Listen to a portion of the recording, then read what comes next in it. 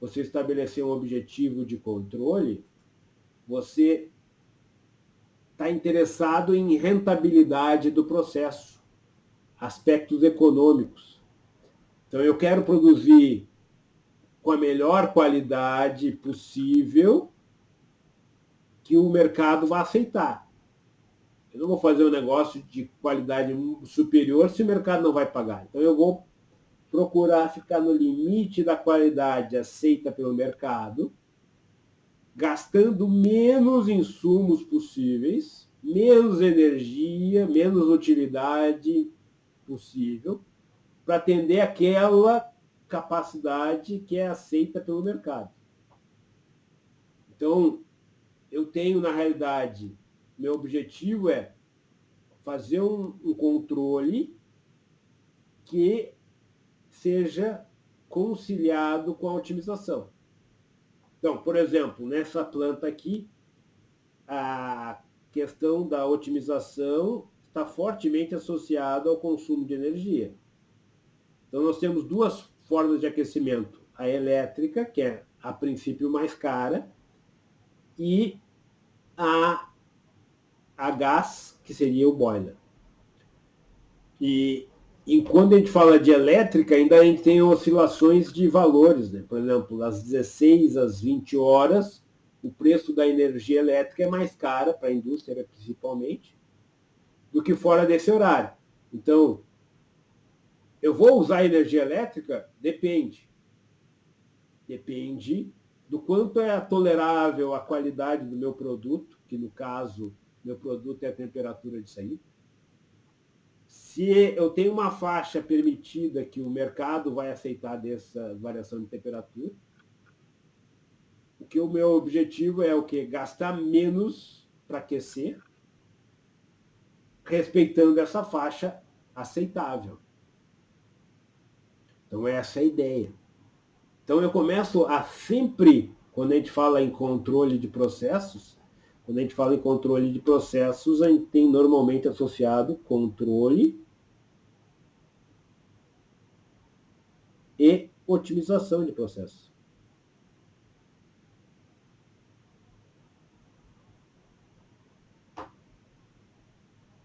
Porque normalmente nós não estamos interessados única e exclusivamente em controle. Controle tem muito a ver com faixa operacional. Essa faixa operacional é o que a gente chama de fat point. Esse é o nome que eu inventei, na verdade. Porque eu tenho a variável dentro de uma faixa e eu aceito e tolero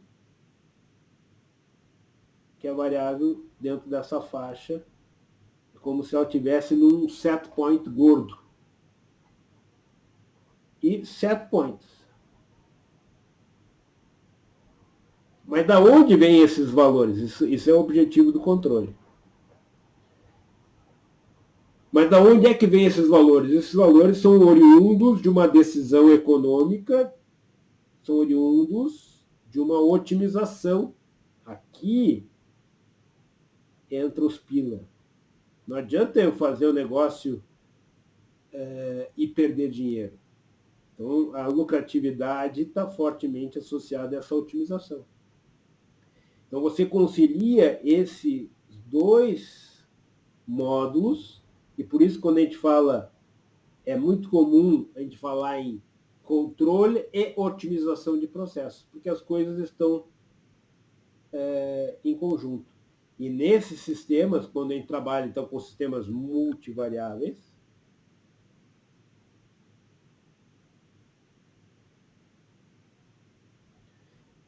trabalha com sistemas multivariáveis, ou seja, mais é o sistema MIMO, né? Mais de uma entrada e mais de uma saída, juntamente com aspectos econômicos.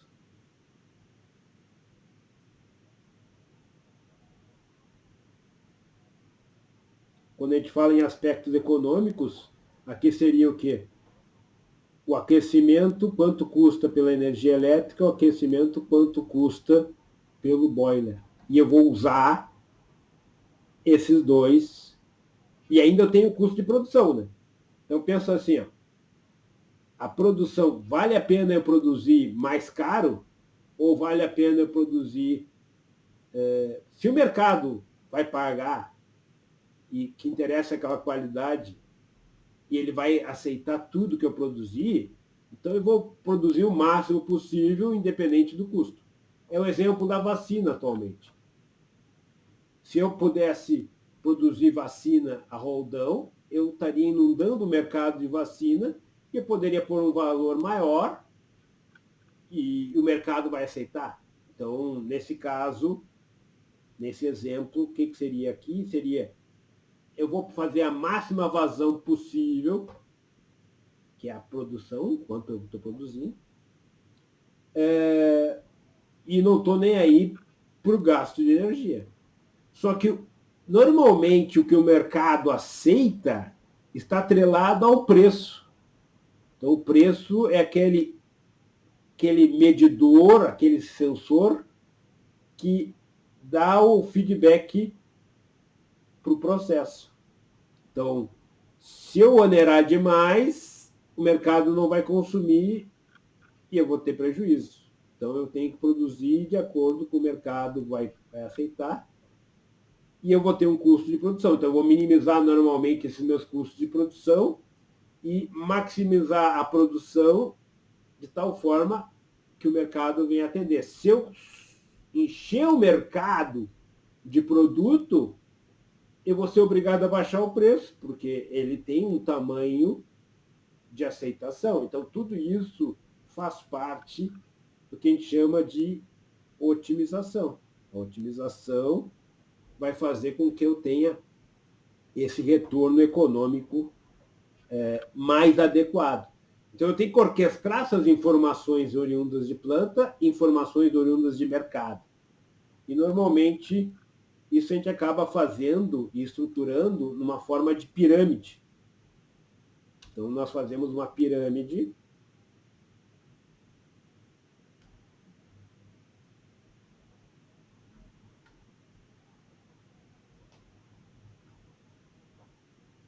Essa pirâmide, a parte mais básica dela é justamente o que a gente chama de malha regulatória, que é o que a gente estuda nessa disciplina, malha regulatória.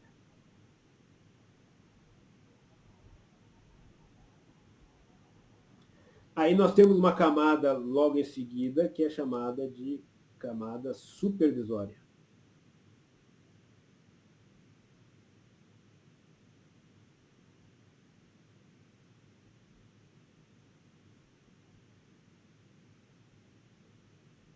E em cima dessa camada, essa camada supervisória, normalmente aqui a gente tem sistemas multivariáveis usando o que comumente se chama de controle avançado de processos e normalmente isso é feito com um controlador preditivo multivariável. Aqui embaixo são malhas CISO com PID. E aí, depois aqui em cima dessa camada, nós temos o RTO, que é Real Time Optimization.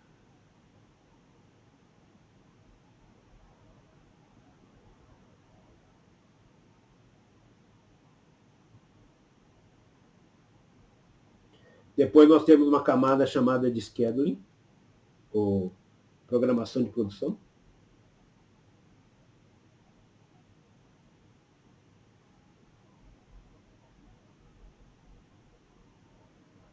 Aqui normalmente é otimização estática.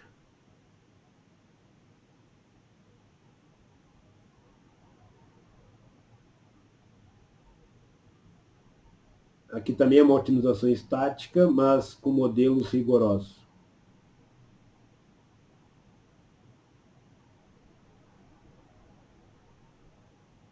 E, por fim, planejamento de produção.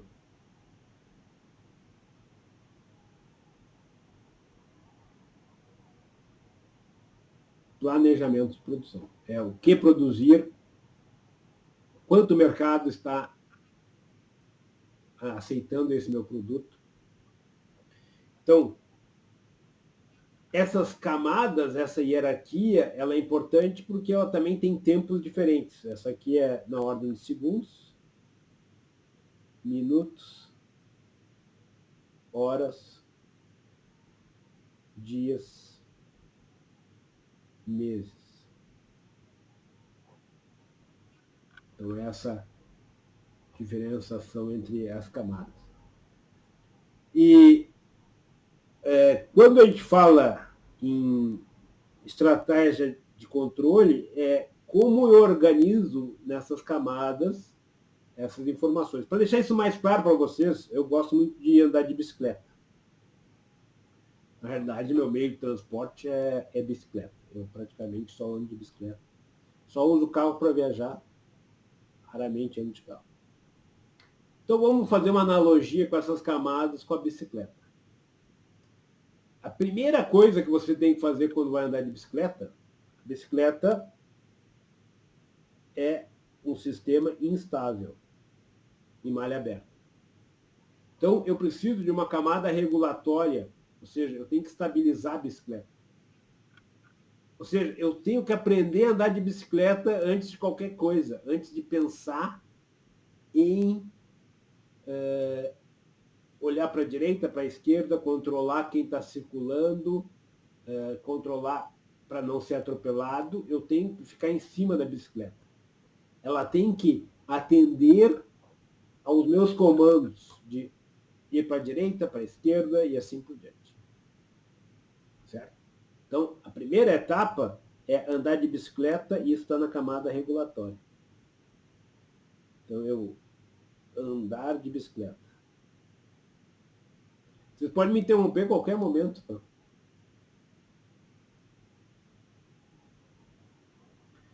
O segundo momento é, já sei andar de bicicleta, então a camada regulatória está funcionando. Eu vou andar de bicicleta na rua, vou andar de bicicleta no parque, eu tenho que cuidar para, quando andando de bicicleta, não atropele ninguém, não seja atropelado. Então eu começo a ter uma camada que é a supervisória, que acompanha o andar da bicicleta reagindo num sistema multivariável a diferentes e possíveis distúrbios. Eu começo a olhar a distância e já faço uma estimativa que aquele pedestre vai cruzar na frente da bicicleta. Aquela vovozinha que está lá vai caminhar na faixa e vai demorar mais tempo para passar. Eu olho no espelho e vejo que tem um carro atrás, e assim por diante. Então, esse conjunto multivariável faz parte da camada supervisória. Por outro lado, eu tenho que... Agora vamos começar a olhar da camada de cima. Primeira coisa que levou a tudo isso foi o planejamento de produção. Eu decidi que ia andar de bicicleta. Eu decidi que eu compraria aquela bicicleta e que ela seria o meu meio de transporte. Essa é a decisão que abriu espaço para todas as outras. Fez com que eu tivesse a bicicleta, que eu tivesse que aprender a andar de bicicleta e tal coisa toda. Então, no planejamento de produção, eu decidi que eu iria de bicicleta X dias na semana, ou todos os dias na semana, ou só nos dias que chove, ou só nos dias que não chove, só nos dias que faz frio, ou só nos dias que não faz frio. Então, isso é o meu planejamento de produção, que é definir os dias e o que eu ia fazer com a bicicleta. Eu iria usar a bicicleta somente para lazer, ou ia usar a bicicleta somente para transporte ou como meio de trabalho, entregando coisas e coisas do gênero. Então, isso é o planejamento de produção. Aí, uma vez que eu escolhi, eu vou andar de bicicleta, eu vou ao trabalho de bicicleta, e é a bicicleta meu principal meio de transporte. Aí eu vou fazer a programação da produção. O que é a programação da produção aí, nesse caso? moro num lugar, trabalho em outro, eu tenho normalmente mais de um caminho possível de ir de lugar A para o lugar B. Então, eu vou programar caminhos possíveis. Então, esses caminhos podem levar em conta a qualidade do pavimento, movimento de trânsito, possibilidade de ser assaltado, segurança. E esse caminho pode ser caminho que depende durante o dia, caminho que depende durante a noite. Depende, então, minha programação de produção, nesse caso, seria os caminhos possíveis que me levariam do meu trabalho para casa e vice-versa. Por exemplo, além disso, eu posso, no meu caso, eu moro no Alto da Duque. Então, eu posso ter um caminho para ir e um caminho para voltar. Então, a volta é mais difícil porque eu tenho que subir morro. Então, eu posso ter caminhos adequados para ir e caminhos diferenciados para voltar. Pode ser caminho mais longos e eu estou levando em conta aí a declividade do terreno, ou seja, a inclinação e a inclinação do terreno, a altura do terreno. Então, tudo isso faz parte minha programação. E a escolha do caminho depende do horário. E aí a gente entra, uma vez que eu tenho esses caminhos, isso é a programação de produção, eu otimizo e escolho o caminho adequado para aquele momento. Por exemplo, por uma questão de segurança, tem caminhos que eu pego à noite que podem ser mais longos, mas são mais seguros do que durante o dia. Durante o dia eu não pegaria aquele caminho porque eu levaria mais. Ou, digamos, na otimização em tempo real, eu estou com o tempo disponível e eu quero gastar umas calorias. Quero fazer um exercíciozinho. Então, eu posso escolher um caminho nesse caso, pelo fato de ter mais tempo e eu tenho um objetivo que é gastar calorias, eu vou escolher um caminho mais longo. Isso tudo faz parte do que a gente chama de real-time optimization. E aí eu levo em conta outros aspectos que estão ocorrendo no momento, com chuva, sem chuva. Tudo isso, tem ruas que inundam com chuva. Então, tem caminhos que com chuva você não vai escolher, e assim por diante. Então, deu para entender a hierarquização e a tomada de decisão e a vinculação forte entre controle de processos e otimização. À medida que eu vou subindo nessa camada aqui, à medida que eu subo nela, eu começo a ter cada vez mais a componente de otimização. Eu subo.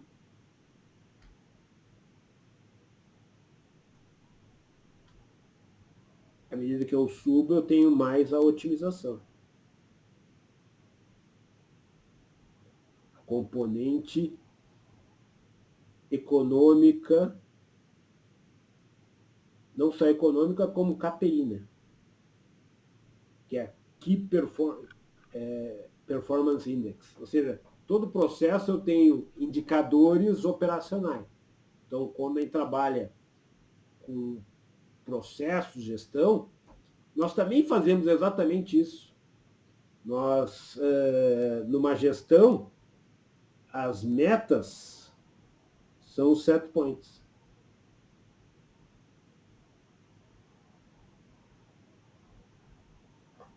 Já as atividades são as ações de controle.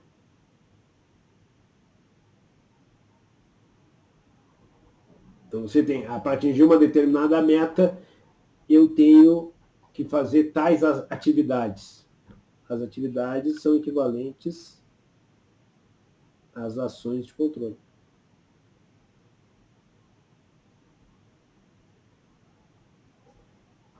E meta simples, eu quero mais isso, menos aquilo, são metas ruins. Normalmente a gente precisa de um indicador, uma métrica Essa métrica são os sensores. Então, as métricas, ou os KPIs, são os sensores. Então, eu quero, por exemplo, atingir ou fazer de bicicleta 100 quilômetros. Então, digamos que eu saí da vida sedentária e quero chegar a 100 quilômetros andando de bicicleta. Então, eu não vou de 0 a 100 num final de semana. Eu vou ter que acostumar meu corpo, ganhar fôlego e tudo mais. Então, eu coloco metas intermediárias, como andar no primeiro final de semana 20 quilômetros. 20 quilômetros em 2 horas. Depois a minha meta, então eu estou mensurando através de duas métricas. Uma é quilometragem e a outra é tempo. Depois eu reduzo o tempo, até chegar ao momento que eu faço 20 quilômetros em 1 hora. Agora eu aumento. Então, essas são as metas que eu vou alcançar. Mas para atingir isso, o que eu tenho que fazer? Eu tenho que fazer treino, treinar 3 vezes por semana, 2 vezes por semana, e assim por diante, e eu vou. E são as atividades. Então, isso tudo está numa malha feedback. Malha feedback tem tudo isso. Vamos fazer uma malha feedback aqui. Esse aqui é uma malha feedback.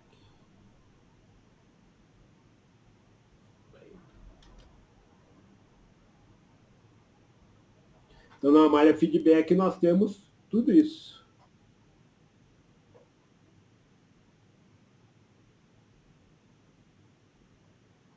Então, nós temos as metas, que são os set points.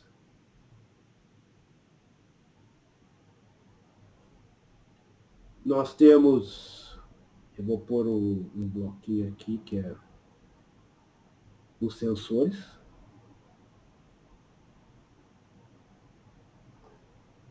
Temos o processo em si e temos o controlador. As atividades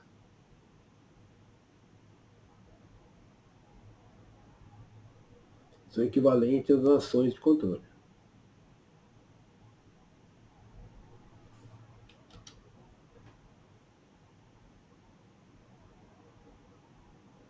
E aqui os sensores são os KPIs, que é o que eu vou estabelecer como métricas.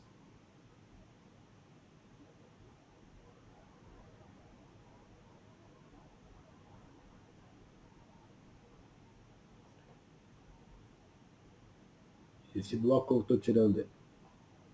Então, a diferença entre o que eu tenho é aqui e o que eu quero é o erro. O controlador responde ao erro criando as atividades. Certo? Então, é isso aí, isso está no nosso dia a dia, quando nós tomamos decisões. Ou seja, quem sabe controle tem tudo para virar um ótimo gestor.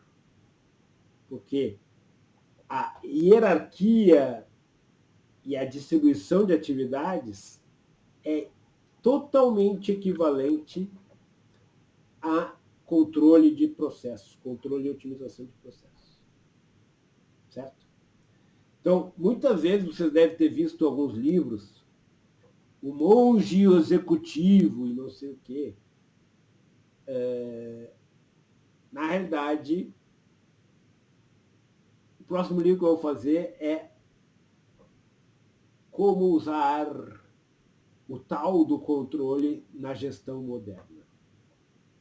Porque, na realidade, tem tudo a ver. Aí você faz analogias com gestão e controle. E aí tem tudo para levar a uma equivalência e trazer benefícios. Agora eu pergunto a vocês, eu estendi a minha explicação mais do que eu deveria, e eu pergunto para a seleta plateia, há alguma dúvida?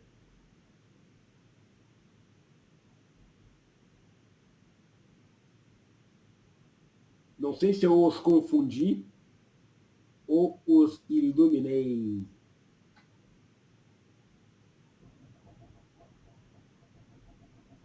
Alguma dúvida? Então, a pergunta é as siglas OP, MV e tudo mais. Então, eu vou pegar aquele bloquinho que eu coloquei lá. Esse bloquinho permite que a gente entenda mais claramente essa sigla. Ela vai ficar mais clara à medida que vai sendo os conceitos adequadamente apresentados na disciplina. Aqui nós temos o processo.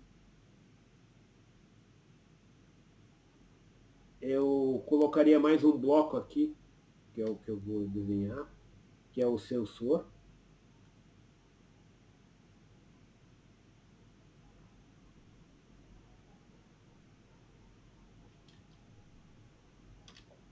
Aqui é o sensor. O instrumento de medição, medidor. Aqui nós temos o set point, ou valor desejado, ou referência.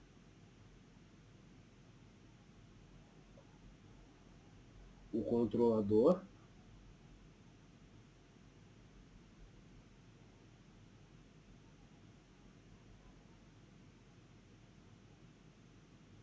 A entrada aqui é o erro.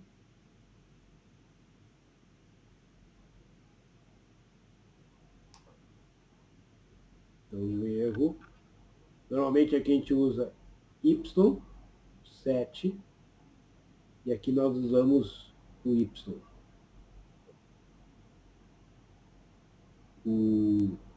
Seria o Y medido ou simplesmente Y.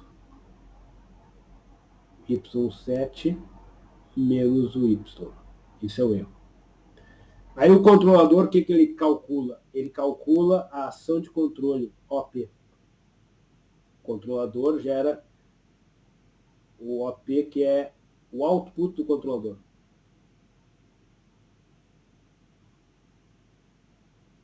Então o controlador gera uma saída, o output, que é a ação de controle. Só que existe uma válvula de controle. Normalmente, válvula de controle.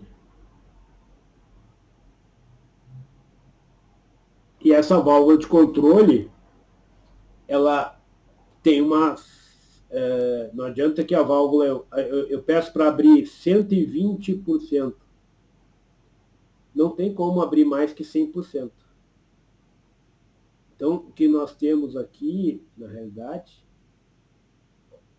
o que entra efetivamente no sistema é a MV, variável manipulada. Isso aqui entra na planta de fato. Que seria, por exemplo, a vazão de alimentação. O controlador é abrir e fechar a válvula, esse é o AP. Só que a válvula vai efetivamente alterar a vazão. E a vazão que vai ser efetivamente a grandeza que vai alterar o processo. Então, a variável manipulada, nesse caso, está associada à vazão. Vamos supor a vazão do fluido frio. E aqui é a abertura da válvula. Então, essa é a diferença entre OP e variável manipulada. Entendeu? OP é a saída do controlador e a variável manipulada é o que efetivamente entra na planta. Que efetivamente altera a grandeza que te interessa. Então, normalmente, o que está aqui entre esses dois bloquinhos é uma válvula de controle, por exemplo. E ela, mesmo que ela simplesmente seja uma identidade, que seria uma potência elétrica, Mesmo aí, existe ainda a questão da saturação. Então, essa diferença pode ser devido à saturação. Saturação é aquele esquema ali de...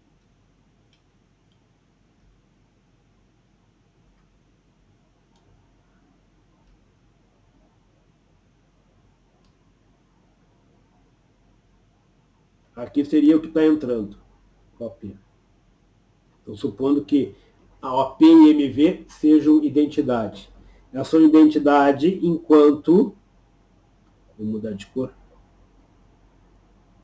Elas são identidade enquanto não saturou.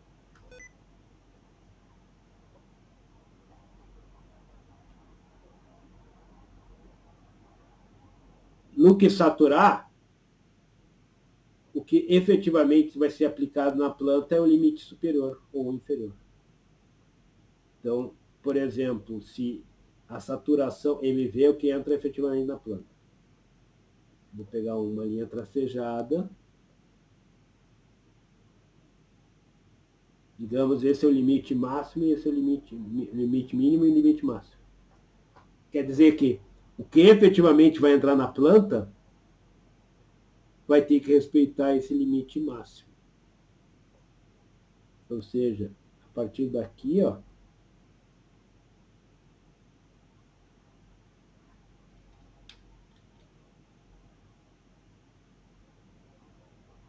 a OP pode continuar aumentando, mas o que pode entrar na planta é esse limite máximo.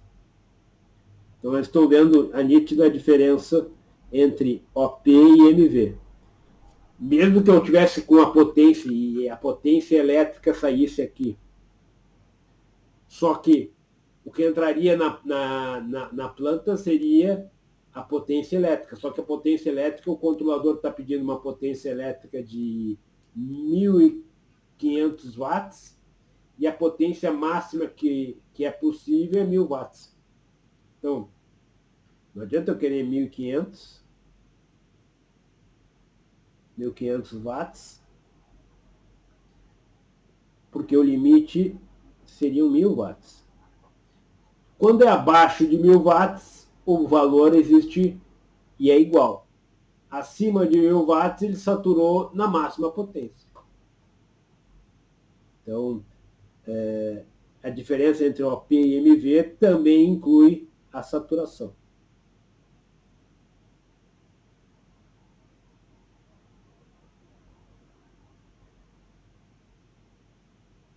Entre OP e MV. E também pode incluir princípios físicos, que é o caso da válvula de controle. O controlador mexe na abertura de válvula, mas a MV física que altera o processo é a vazão. Não sei se ficou claro agora para ti.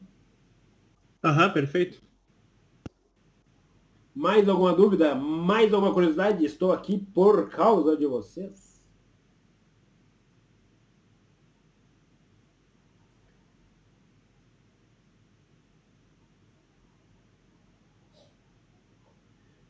Nenhuma dúvida, então eu posso começar a transformar em Laplace, se vocês quiserem. Eu tenho que fazer a gravação, justamente.